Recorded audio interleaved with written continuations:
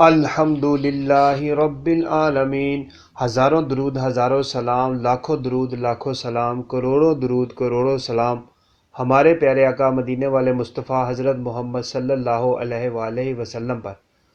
روزانہ فجر کی نماز کے بعد 100 مرتبہ دروشی پڑھنے کی عادت بنا لیجئے۔ اللہم صلی علی سیدنا محمد وعلی آل سیدنا محمد وبارک وسلم۔ مسجد قباء مدینہ شریف سے تقریباً 3 کلومیٹر جنوب مغرب کی طرف قباء ایک قدیمی گاؤں ہے۔ یہاں یہ مسجد بنی ہوئی ہے۔ یہاں یہ متبرک مسجد بنی ہوئی ہے۔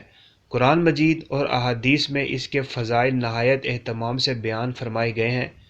ہر سنیچر کو حضور سراپا پر نور کبھی پیدل تو کبھی سواری پر تشریف لا کر دو گانا ادا فرماتے۔ یہاں پر 2 رکعت نفل ادا کرنے پر عمرہ کا ثواب ملتا ہے۔ مسجد قباء میں 2 رکعت نفل ادا کرنے پر عمرہ کا ثواب ملتا ہے۔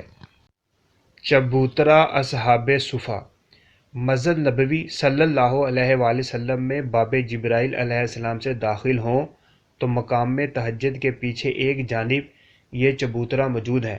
اس کے اطراف میں تقریباً 2 فٹ اونچی پیتل کی جالی کا خوبصورت حصار بنا ہوا ہے۔ یہاں زائرین کرام تلاوت قرآن مجید کرتے ہیں اور نماز بھی ادا کرتے ہیں۔ یہی وہ مقام ہے جہاں اصحاب صفا صحابہ کرام کا ایک گروہ اسلامی تعلیم کے اصول اور تحطیر قلوب کی خاطر صبح شام قیام پذیر رہتا تھا۔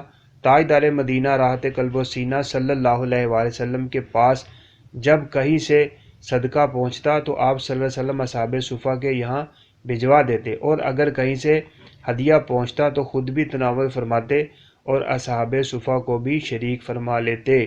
جستجو میں کیوں پھرے مال کے مارے مارے، جستجو میں کیوں پھرے مال کے مارے مارے، ہم تو سرکار کے ٹکڑوں پہ پلا کرتے ہیں صلی اللہ علیہ وآلہ وسلم۔ پیارے بھائیوں اور بہنوں، اللہ تعالیٰ کی بارگاہ میں دعا ہے کہ اللہ تعالیٰ ہمیں مسجد قباء میں نفل ادا کرنے کی توفیق عطا فرمائے۔ اصحاب صفا کا جو چبوترا تھا وہاں پہ قرآن پاک پڑھنے کی، نماز پڑھنے کی توفیق عطا فرمائے۔